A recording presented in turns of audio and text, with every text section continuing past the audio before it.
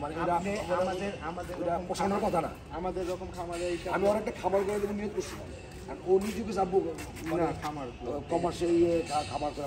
আমি আপনাকে কি বলতে চাচ্ছিলাম, এই গরু দুইটা দেখা হচ্ছে, এর থেকে হয়তো একটা গরু নেওয়া হতে পারে। এই গরুটা দামাদামি হচ্ছে, অল্প কিছু টাকার জন্য আটকে আছে। তো দেখা যাক এটা হয় কি না, হইলে ইনশাআল্লাহ আজকে 2024, তো দেখা যাক কি হয়। এই যে এখানে দামাদামি হচ্ছে। আলহামদুলিল্লাহ আমাদের মাশাল্লাহ মাশাল্লাহ,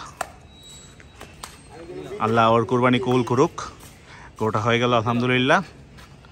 অ্যাপেলে সুন্দর একটি গরু মাশাল্লাহ।